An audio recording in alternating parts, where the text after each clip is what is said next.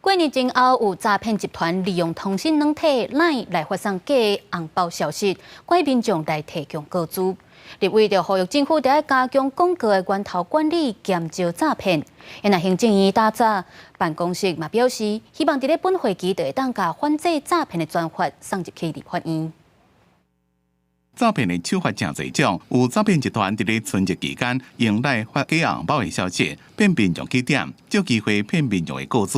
其实真侪民众拢有躲过诈骗的经验。打电话说你在网络上购买的商品，然后有多次重复扣款的情形，这样子，然后叫你去 ATM 操作。电话很多，像说什么你儿子有什么爸爸怎么样，什么都无所不有都有了。我看就把它挂掉。刘位区志伟就讲，伊家己也捌拄过有人假伊的名伫咧 FB 甲 IG 诈骗，讲即马诈骗实在是伤过严重。强调这几年来网络诈欺案件已经自2018年的15235件，一年增加。2023年已经到9968件，财产损失也增加10倍，自2018年的4.7亿增加到2023年的36.8亿。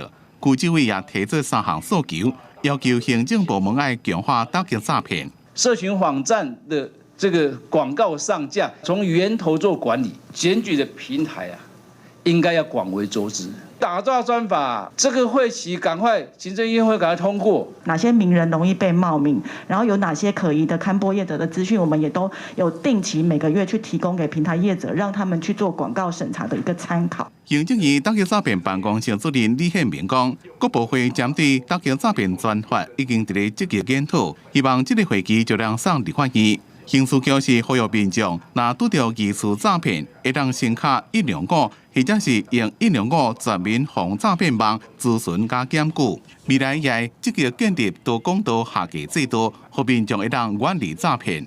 记者综合报道。